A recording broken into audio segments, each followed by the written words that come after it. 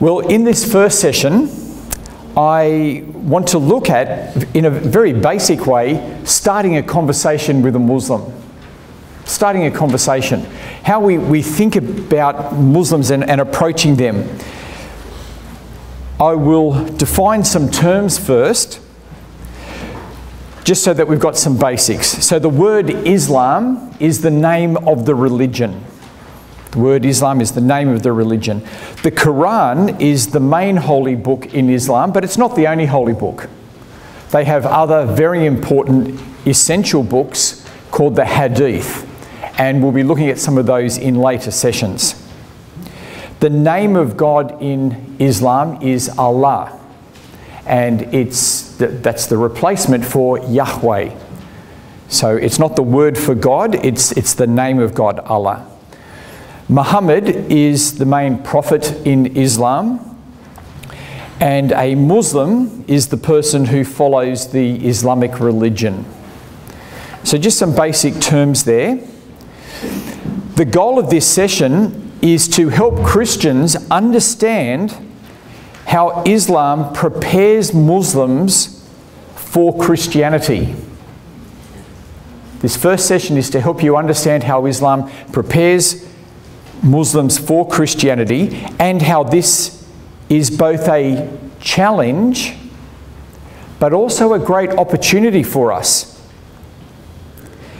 And I'm going to be offering a simple step in evangelism, and then because of where we are today, I'm going to raise a few questions about what does it mean for Christians and what's the best way forward for teaching Christians about Islam. So that's where I'm wanting to go today. Look at how Islam prepares Muslims for Christianity, think about that in terms of evangelism, and then think about that in terms of how we teach the subject of Islam within the church. That's where I want to go. Now, when it comes to learning about other religions and their history and what they teach, we often begin with historical events. And we will look at this historical event happened or that historical event happened. But I want to suggest that with Islam, the most important place to start is actually where we fit relative, or where we sit relative on the timeline. Where we sit on the timeline. Now, what do I mean by that? What I mean is, Islam comes roughly 500 to 600 years after Christianity, depending upon how you measure it.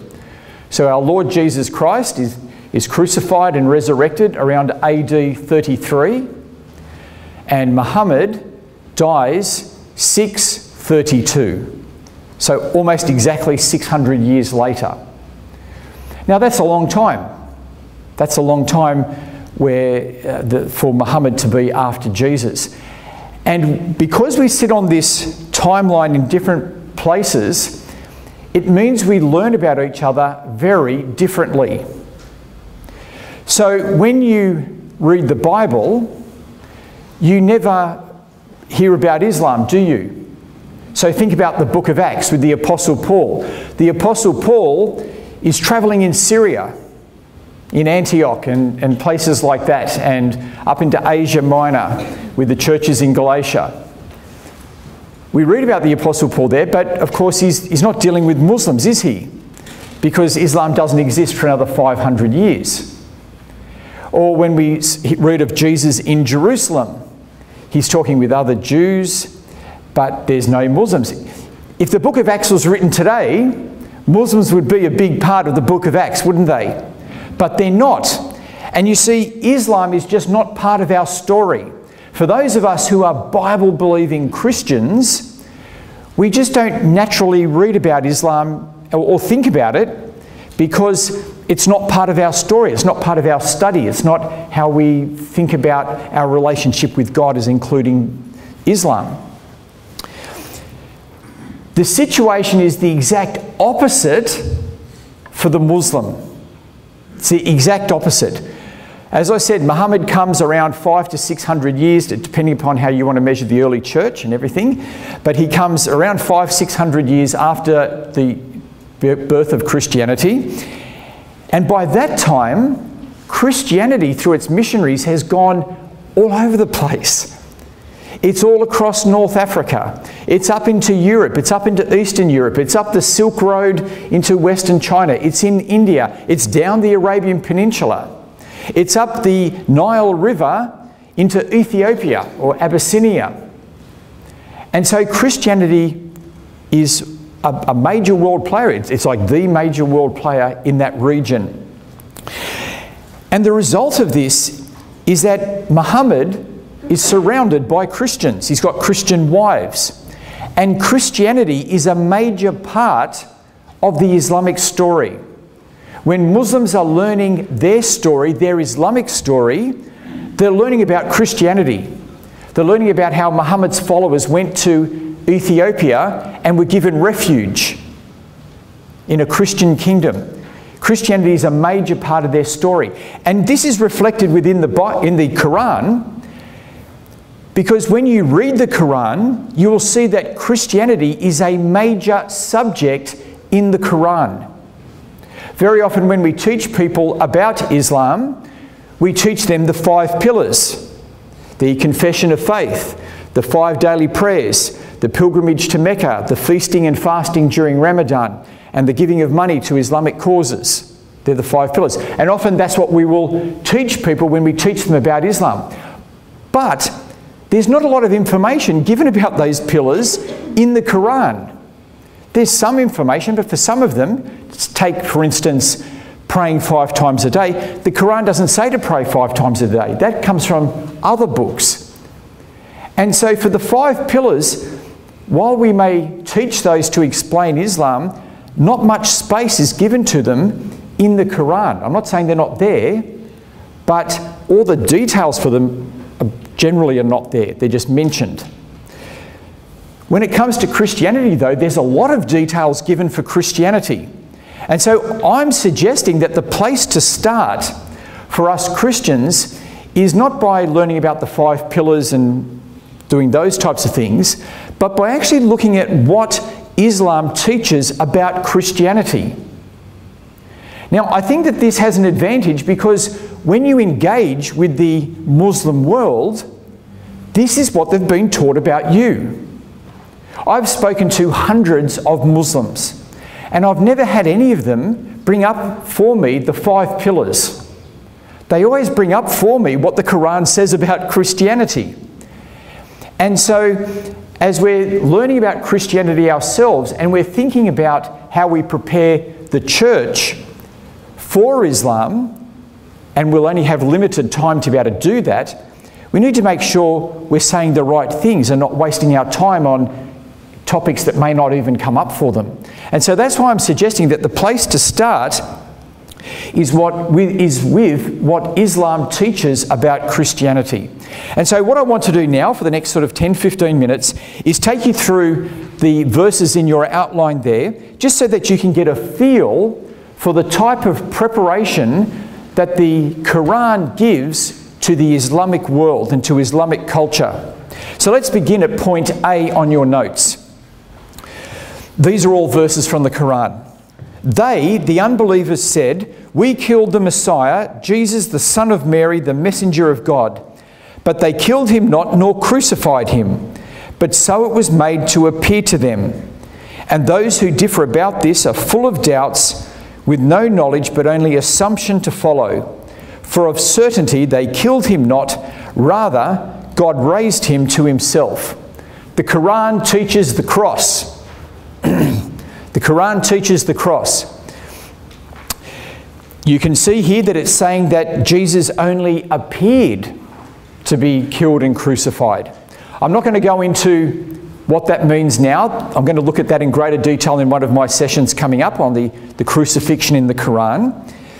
But for most Muslims, the general belief is that Judas was substituted for Jesus. Something like that. My point is, though, in this college, you learn about the cross, don't you? You learn a doctrine of the cross. Well, so do Muslims. They learn the story of the cross and what did happen and what didn't happen. Let's look at point B. They are unbelievers who say God is the third of three. Now, what do you think that might be referring to? The Trinity. That's right. So the Quran actually brings up the topic of the Trinity. I'll continue reading. They are unbelievers who say God is the third of three. No God is there but one God. The Messiah, son of Mary, was only a messenger. Messengers before him passed away. His mother was just a woman. They both ate food. That is, they're both mortal. They had to eat food. Right? They're both mortal. They've got to eat food. So in this verse and verses like it, the Trinity is explicitly referenced, as is the incarnation of Jesus, and they're denied. Now, I hope you can see that Muhammad has a real outsider's view of the Trinity. Because have a look at that verse. What is his understanding of the Trinity?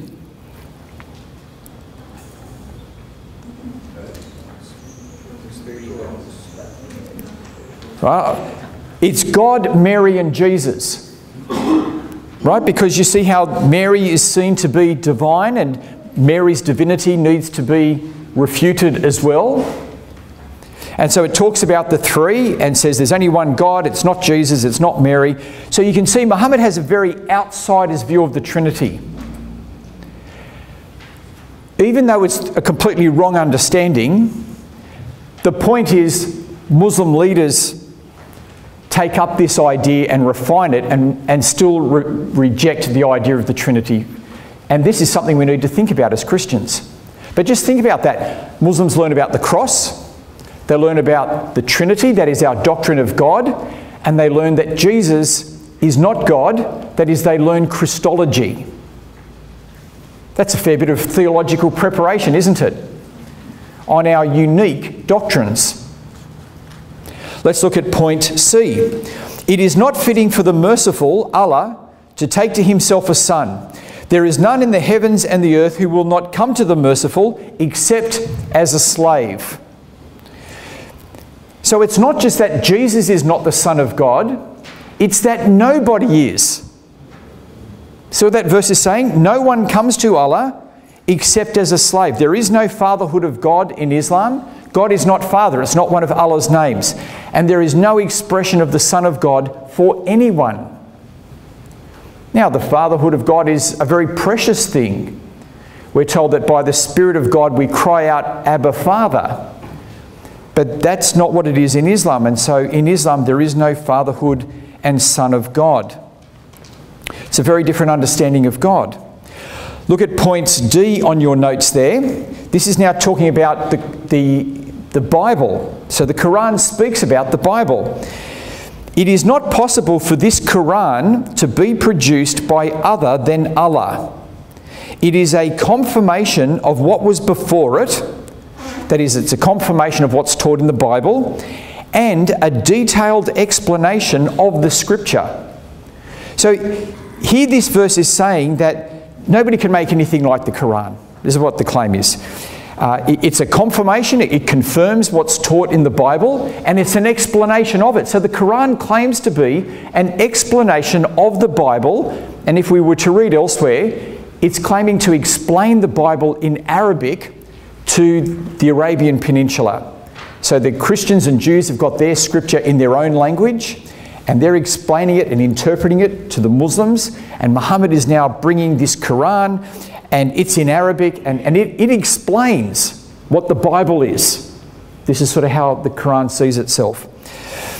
Point D2 on your notes. To you Muslims we sent the Scripture in truth, that is the Quran, confirming the Scripture that came before it, that's the Bible, and guarding it in safety. So it's giving this true interpretation of what the Bible is meant to be saying.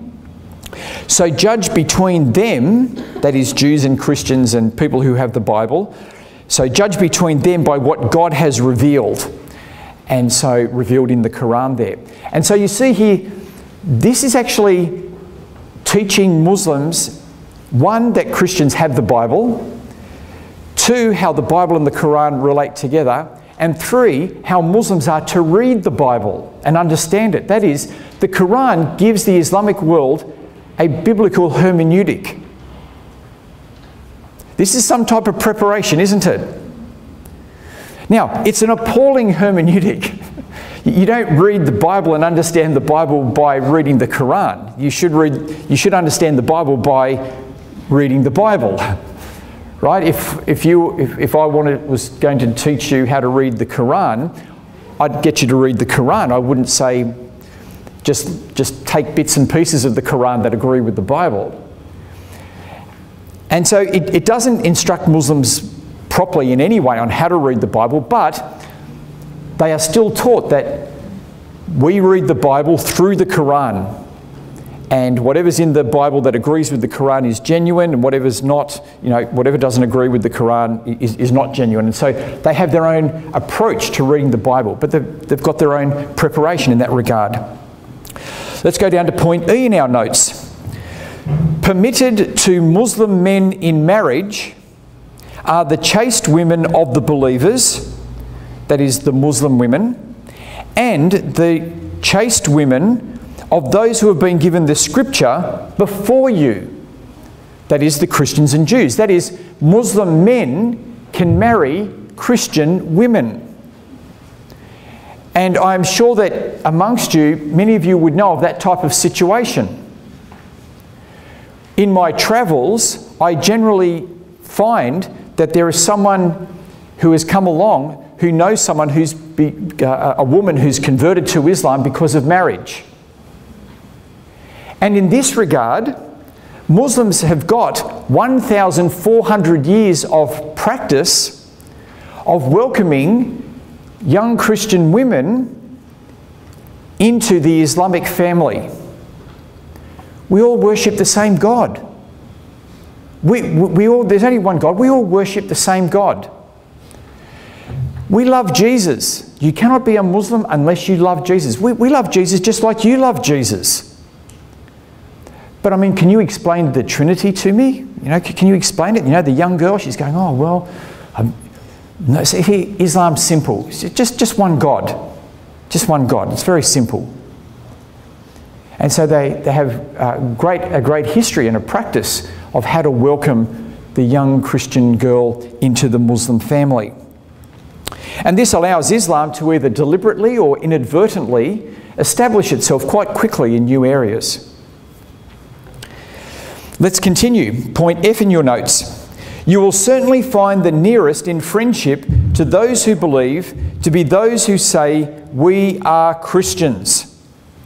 Now, here we have at an earlier stage of Muhammad's life a very positive note in the Quran about the relationship between Christians and Muslims. And you see here it's saying the nearest in friendship to those who believe, that is to those who are Muslim, are those who say we are Christians. So the nearest to Muslims are Christians. It's a very positive statement, isn't it? And this is where many Muslims will want to be. They will want to be your friends. They will want to be involved with you and to be nice with you. Now, in some countries, obviously, that's not the case. I've got friends in Nigeria with whom that is certainly not the case in some parts, but this would be certainly in Western countries where Muslims would be. They want to be your friends. They want to be nice. And in fact, point G is an interesting one where we even have a degree of pluralism at this stage within the Quran.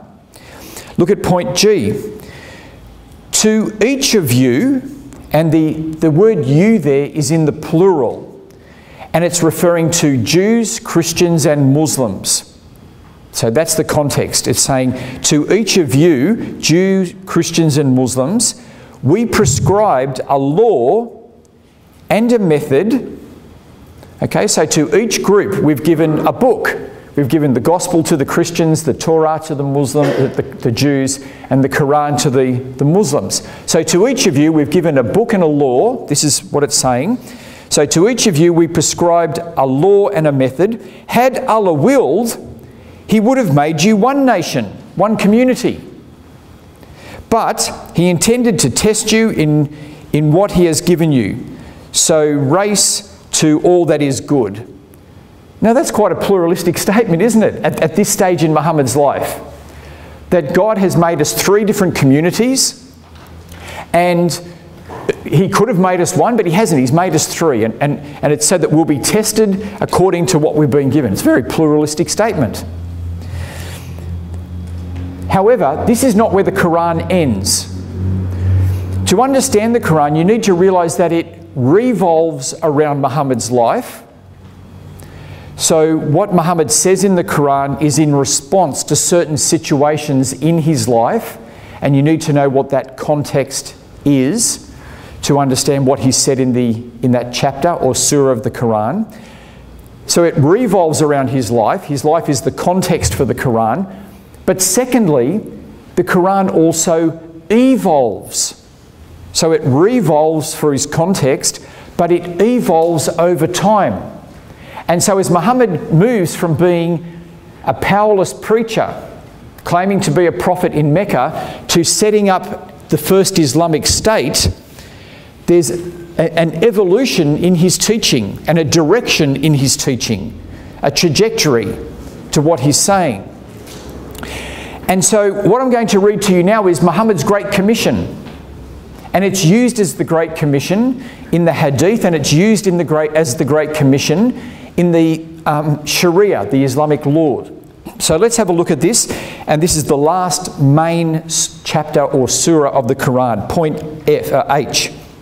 Fight those who believe not in God and the last day, and do not forbid what God and his messenger, Muhammad, have forbidden. Such men as practice not the religion of truth, that is, those who don't practice Islam, being of those who have been given the book. So fight the Christians and the Jews until they pay the tribute, or the word there is the jizya, out of hand and have been humbled. So here's the Great Commission. It's actually conquest of the nations that don't follow Islam. Now you might be saying to me, Samuel Green, you're misrepresenting Islam here, because I've been taught that Muslims only fight in self-defense. That is something certainly in Australia that we're taught. I don't know in Africa what the situation is, but in Australia we're certainly taught Muslims only fight in self-defense.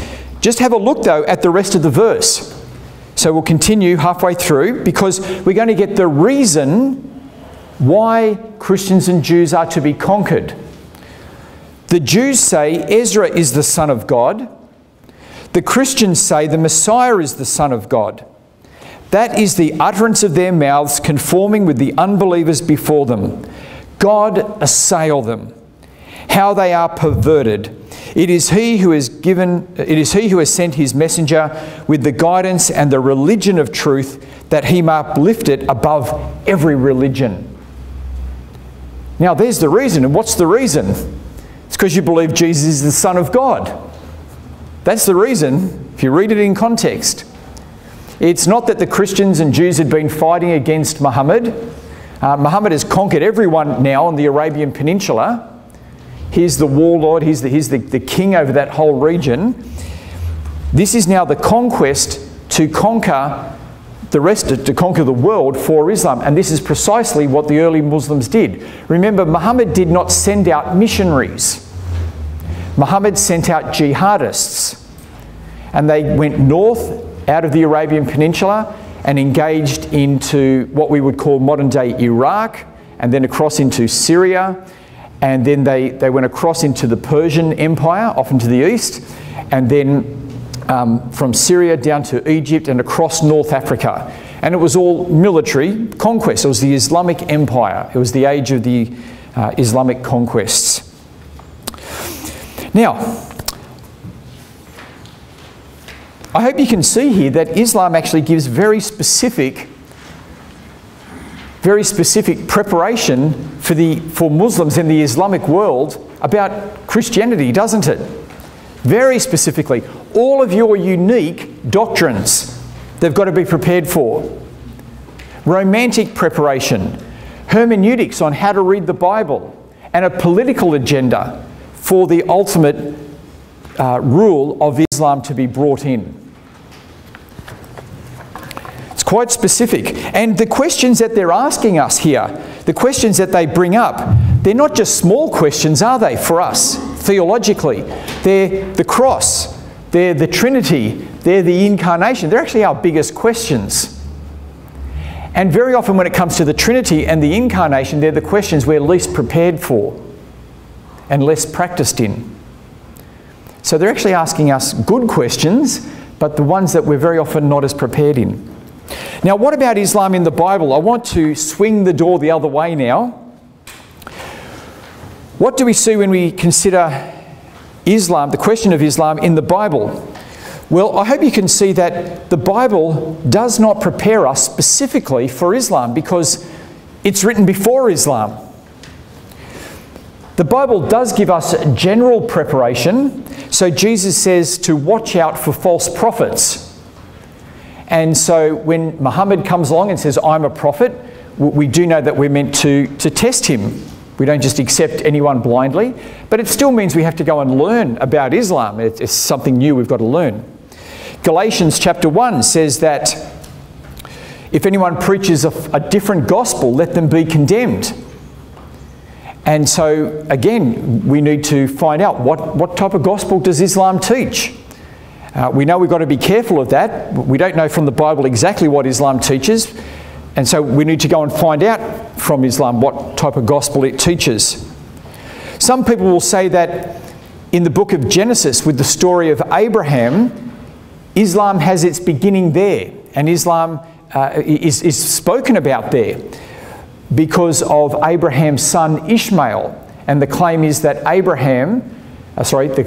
Muhammad is a descendant of Ishmael, which may or may not be the case. However, when you read the book of Genesis, what you see there is that the covenant is specifically said to go to Isaac, not to Ishmael or to Esau or to any of the other sons of Abraham. It's specifically said to go to Isaac. And certainly when you read that, there is no mention of a future prophet in the book of Genesis coming from the line of Ishmael. It's just that Ishmael is one of the sons of Abraham, and the covenant doesn't go to him. He's a natural born son, but the spiritual son, the son made of the Spirit, of the miracle of God, is Isaac. And that's where the covenant goes. So I hope you can see that Islam prepares Muslims for Christianity specifically, whereas Christianity prepares Christians for Muslims in a general sense. In a general sense. And very often we'll have to go and do a whole lot of extra work to find out what we need to think about it. Now, what's the result of this? I want to finish up in my last 10 minutes now, looking at the result of this. Well, the result is that, as I've said, Muslims are generally more prepared to talk to Christians than Christians are prepared to talk to Muslims, because that's just our different religions. You see, you cannot be a mature Muslim in your faith, unless you know how to refute Christianity. That's actually the religion. And that influences the satellite TV channels. It influences what's discussed around the table on the family meals. The discussion of Christianity, because that's what Islam teaches. Whereas for us as Christians, we may not talk about Islam around the family table. We may rarely speak about it at church because it's not part of our Bible teaching. It's just not part of our story. You see, for us, for Muslims, it's compulsory to learn about Christianity, whereas for us, it's optional. It's optional. And you need to take this difference seriously. You need to feel the difference. Because I am suggesting that this is the most important cultural difference between us and Muslims. Yes, you may take your shoes off before you enter a house and not eat certain foods. There are those aspects of culture which are important, but I want to suggest the most important cultural aspect is how we learn about each other and the different degree of preparation we have for each other.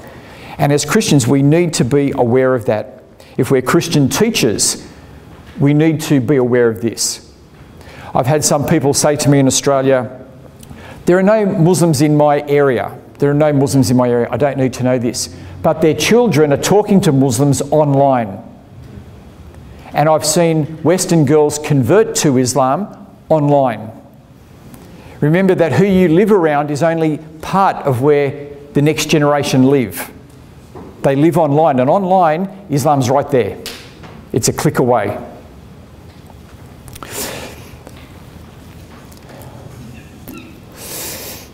So I hope you can see that if you're talking to a Muslim, they are unlikely to bring up for you the 5 pillars.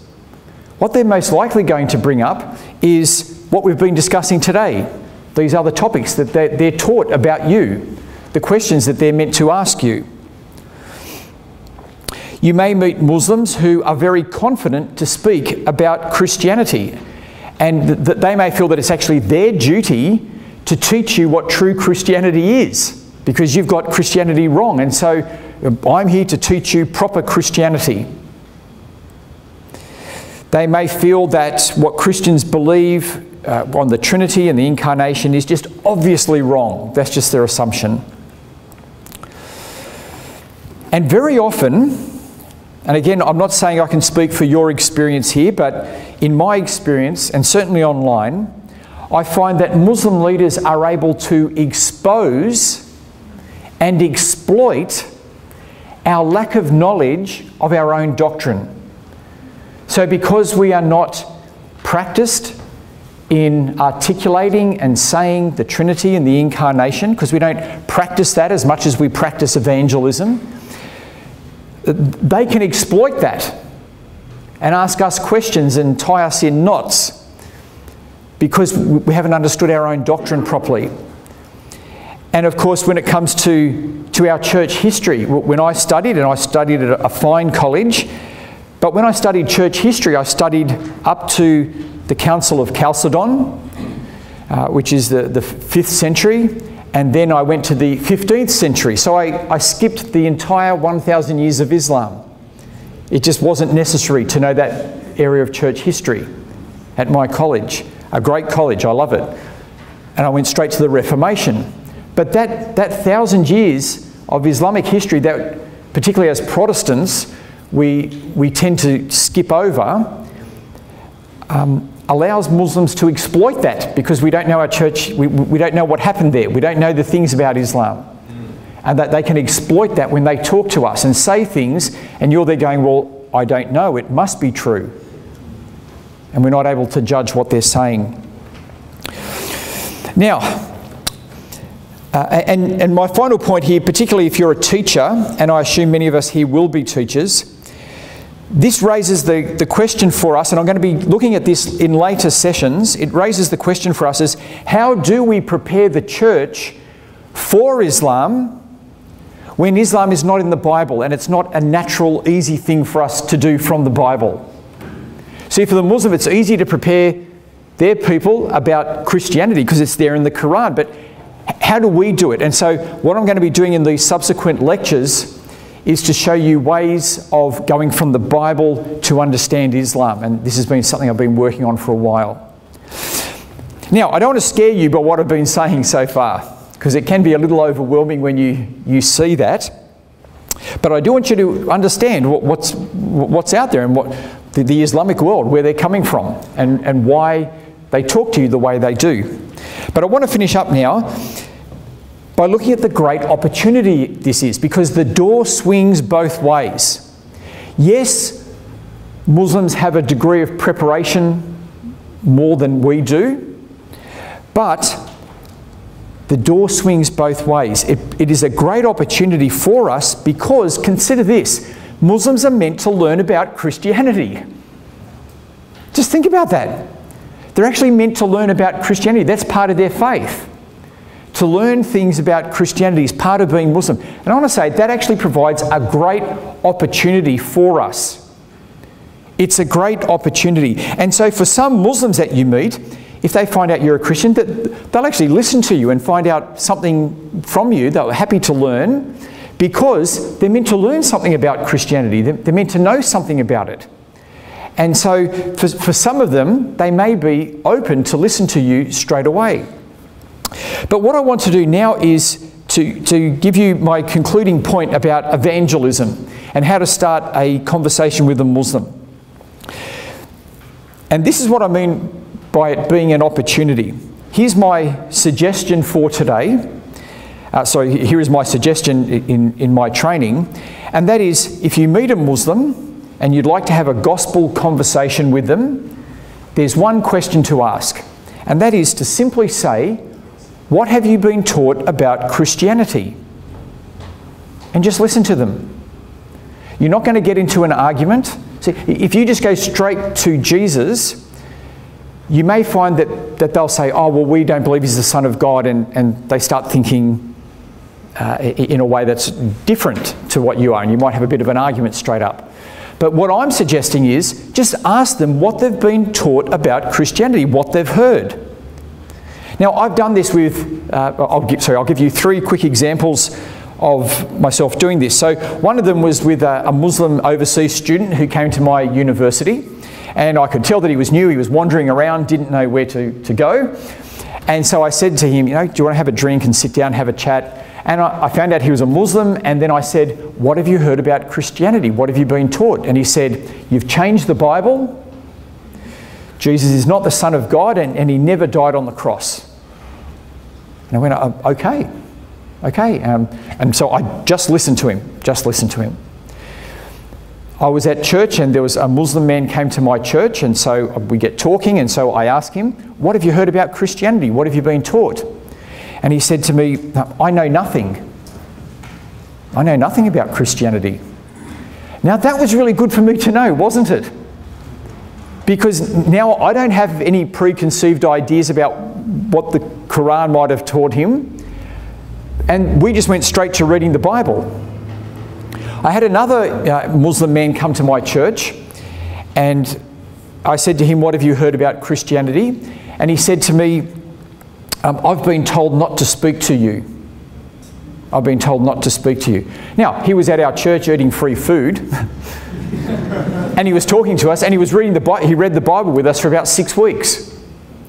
But it was good for me to know that family background, because his family had obviously taught him about Christianity and given him preparation. And so it was helpful to know. Now, this is what I'm suggesting you do, that if you wish to start a gospel conversation, you already have tools for this, because remember, I'm trying to give you a method which allows you to use the tools you already have.